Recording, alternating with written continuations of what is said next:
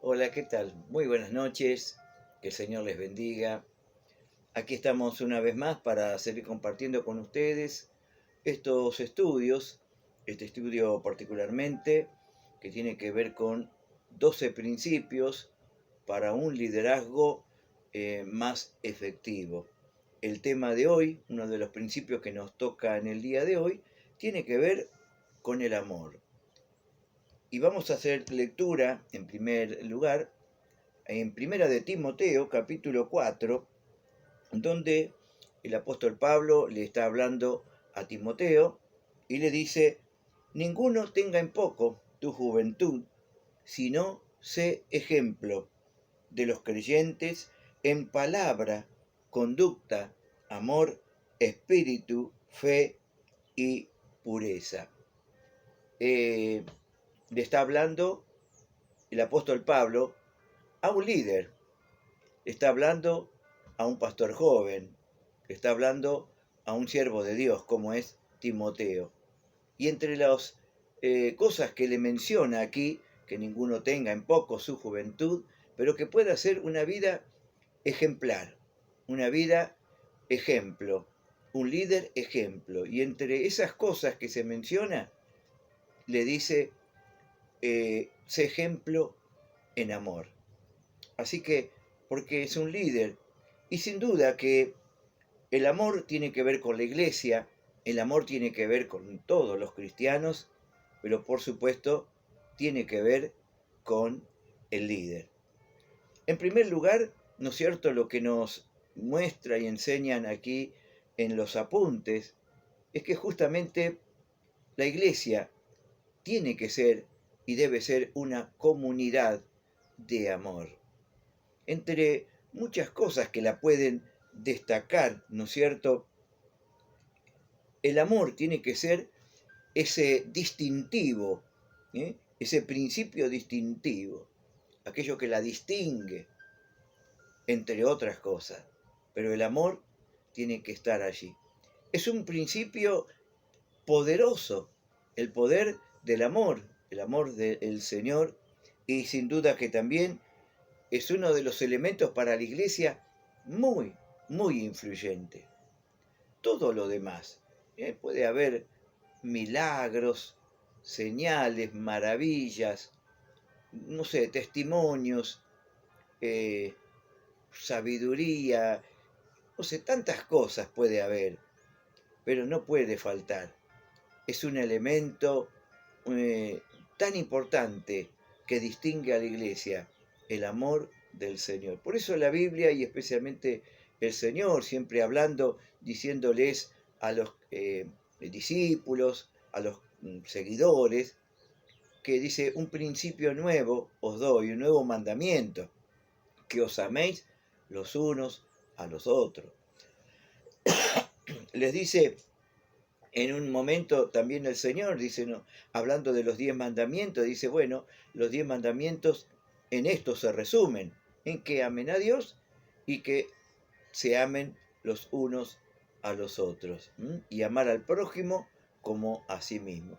Entonces, vemos que el amor tiene que ver con la iglesia, con la comunidad de fe, pero esa comunidad de fe tiene que ver y que se transforme en una comunidad de amor para todas las vidas, ¿no? Para todas las vidas que vienen necesitadas, golpeadas, que puedan encontrar en medio de un mundo tan egoísta, tan, ¿no es cierto?, egocentrista y tantas cosas, ¿no es cierto?, llenos de envidias, de celos, de rencores, y bueno, ahí que puedan encontrar, ¿no es cierto?, no una iglesia perfecta, porque no la hay, no existe, pero sí puede encontrar y encontrarse con una iglesia, una comunidad de amor. Pero en este caso estamos hablando, ¿no es cierto?, eh, de liderazgo. Estamos hablando sobre el liderazgo. Y para eso, ¿no es cierto?, para que este amor se haga presente, se haga evidente, necesitamos ese amor. Pero no es un amor, el amor natural, el amor común, Estamos hablando del amor divino, un amor que se llama el amor ágape. Es el amor divino y es muy distinto al amor humano, que es valuable, que es importante el amor, ¿no es cierto?, en distintas relaciones, ¿no? El esposo, el amor de esposos, el amor de padres e hijos, el amor entre hermanos, el amor entre amigos, como se ha recordado en estos días, ¿no es cierto? Pero está también el amor divino. ¿Y cuál es la diferencia entre el amor natural, el amor común, ¿no es cierto?, entre las personas, entre los distintos grupos, y el amor del Señor? Y hay algo muy tremendo, que es el amor divino, ¿no? Y ese amor tiene que ver que el amor natural siempre tiene en cuenta el objeto amado. Es decir, a veces necesita una motivación para poder amar. Si preguntamos por qué lo ama o por qué no lo ama, va a decir, bueno, yo lo amo porque me gusta, porque lo quiero, porque nos llevamos bien, porque hay química, porque pensamos lo mismo, tenemos los mismos gustos, porque es linda, porque, no sé, es decir, encontramos en el otro algo que me motive para amarlo. O caso contrario, decimos, no lo amo porque no encuentro ninguna motivación. No me gusta, no nos llevamos bien, no pensamos los mismos, somos diferentes y un sinfín de cosas, ¿no es cierto? Es decir, vemos que necesitamos en el otro una motivación, ¿eh?, para decir amo o no amo. Pero lo tremendo y revolucionario del amor divino es que justamente no tiene en cuenta el objeto amado.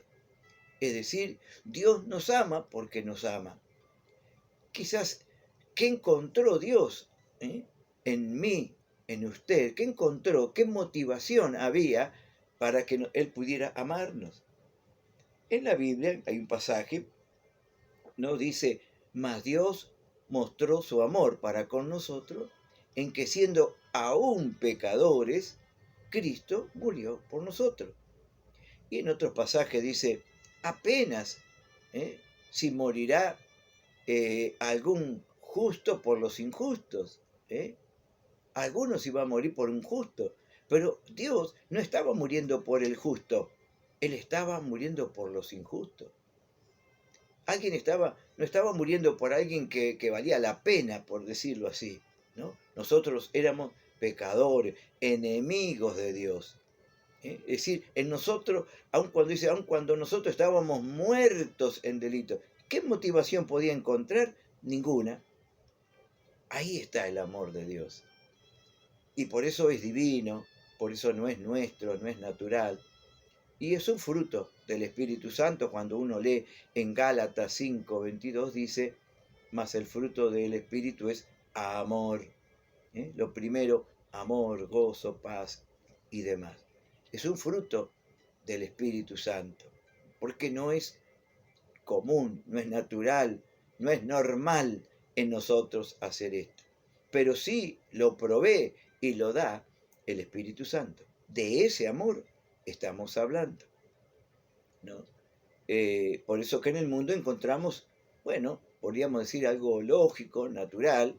Las personas no puedes obligarla a amarla si no te gusta, si no se llevan bien, o si no opinan lo mismo, si no tienen las mismas ideas, o bueno, quizás dice, bueno, no lo amo por esto, pero vemos que quizás el pecado en el corazón del hombre ha dañado tanto, ¿no?, que hoy ya por cualquier cosa, ya en este mundo tan, ¿no?, que hace tantas diferencias, discriminaciones por color de piel, por países, por situación económica, por la cultura, los estudios, bueno, se discrimina y a veces se piensan que son mejores que otros, ¿no? Y por eso a cierta clase, ¿no?, de personas no las tratan, ¿no es cierto? Bueno, ese es el mundo. Pero justamente la iglesia es todo lo contrario. En la iglesia habemos de todo, ¿no es cierto? Hay de toda clase sociales, hay de toda clase de razas, de lenguas, de estudio, de posición económica, pero qué tremendo que ahí dice Jesús, en esto conocerán que son mis discípulos, en que os amáis los unos a los otros. Se dice que una de las cosas que les costaba mucho en aquel tiempo de la iglesia primitiva, aceptar a los cristianos, a la iglesia, es justamente por esto. Algunos, por supuesto, estaban a favor porque veían que se amaban en igualdad de condiciones a todos. Todos eran lo mismo ante los ojos del Señor.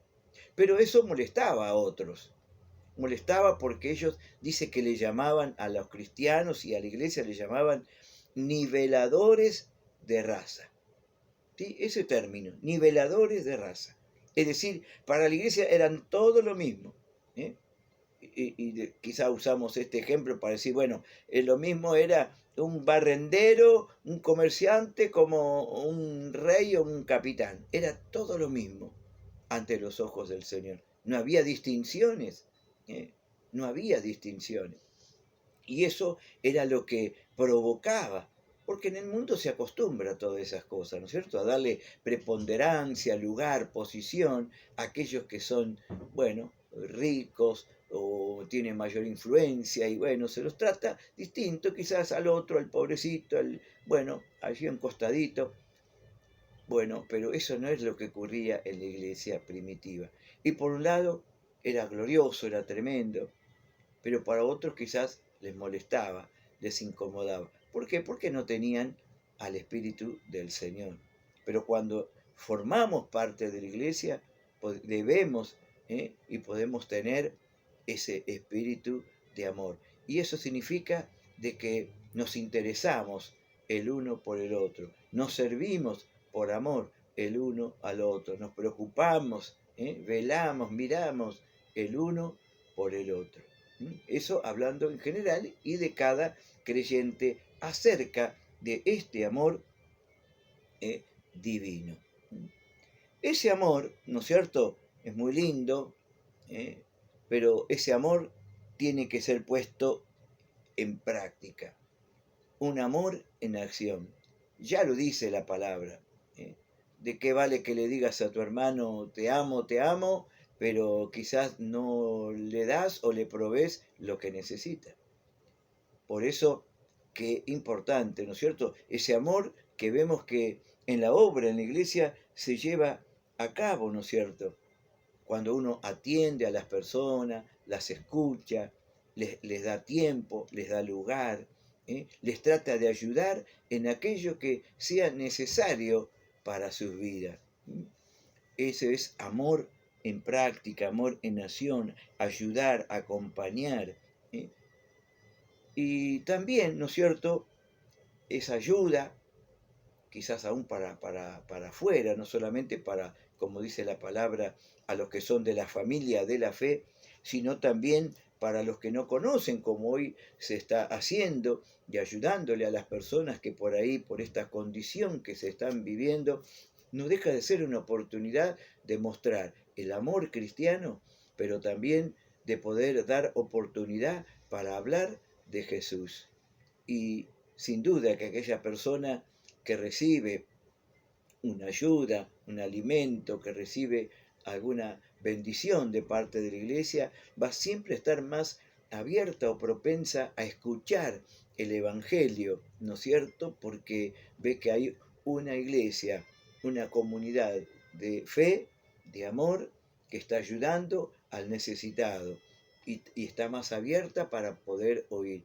Es decir, que ese amor en acción hacia la propia hermandad como hacia los de afuera son una oportunidad tremenda de poder testificar y de hablar del Señor, ¿no? El amor, ¿no es cierto?, como nos dice aquí también, es ser generoso en alentar, ¿no? Y me interesaba este punto, ¿no? Porque vivimos en una sociedad, dice, que descalifica y critica, ¿no? que devalúa a las personas. Quizás vemos en los hogares, la familia, los niños, los jóvenes, bueno, quizás un montón de expresiones, palabras que hieren, que lastiman, que descalifican, ¿no? Pero qué hermoso es que uno puede ver que por causa de este amor, como ha pasado con muchas de nuestras vidas, de pronto poder hacer énfasis en las personas, en sus puntos fuertes, ¿eh?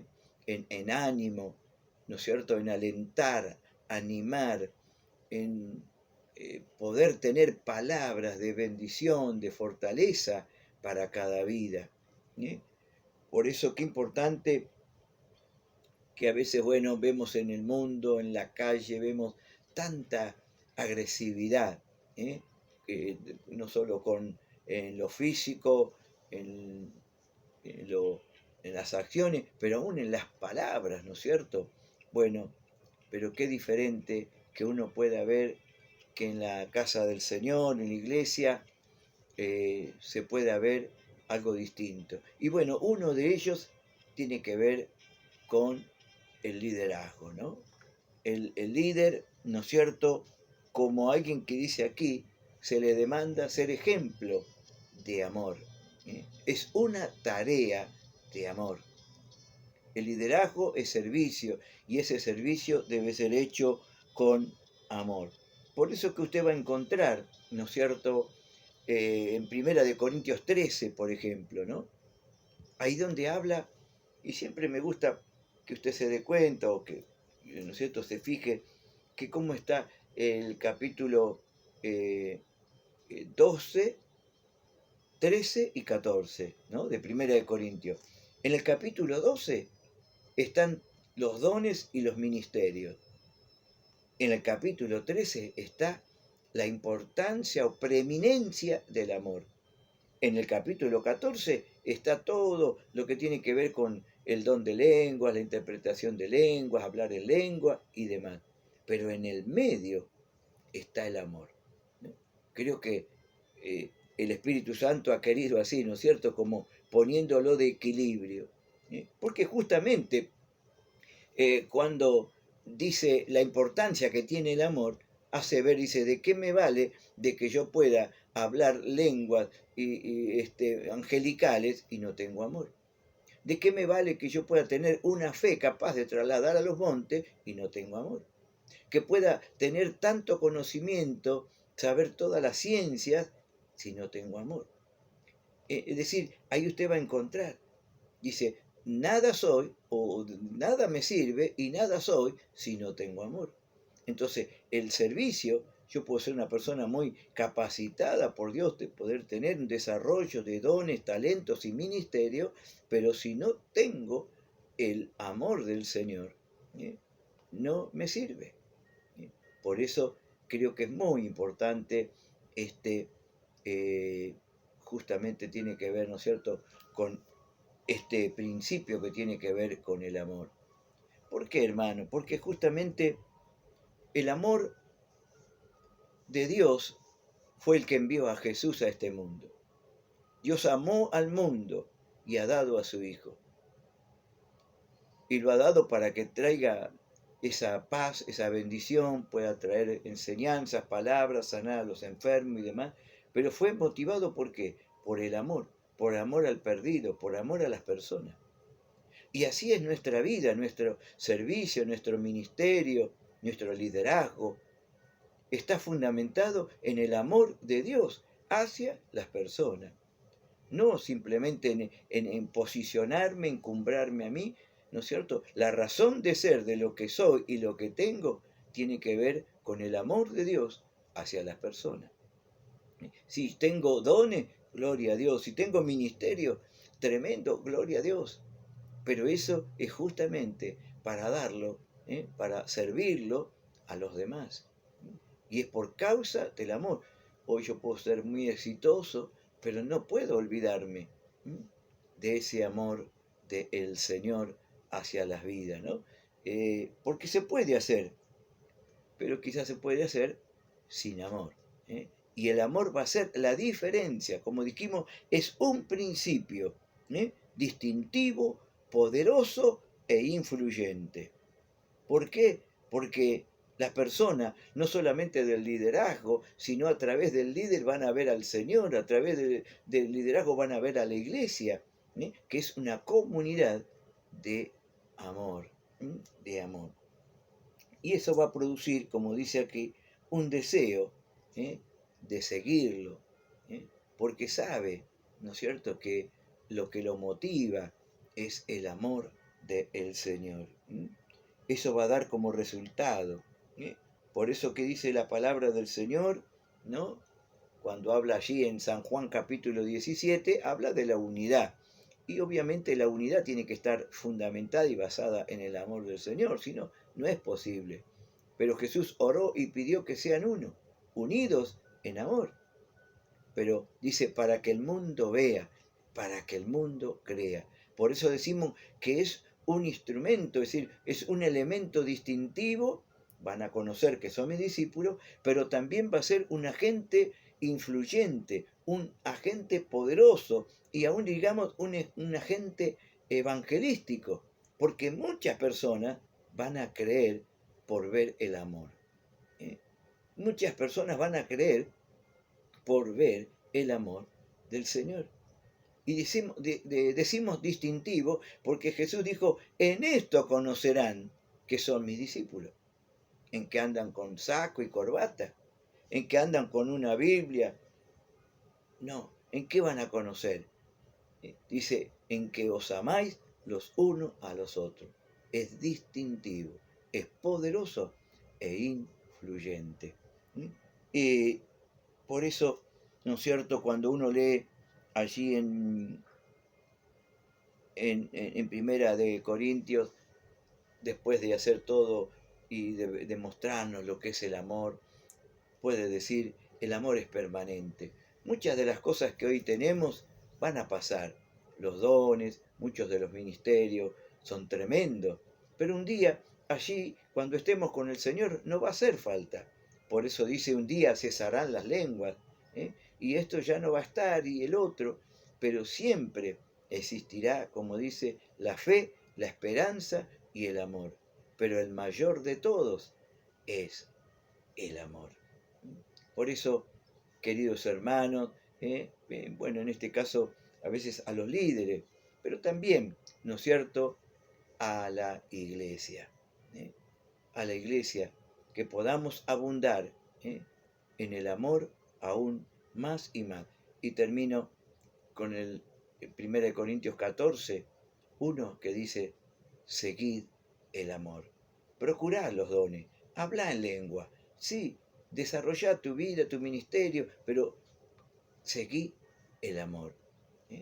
Seguí el amor.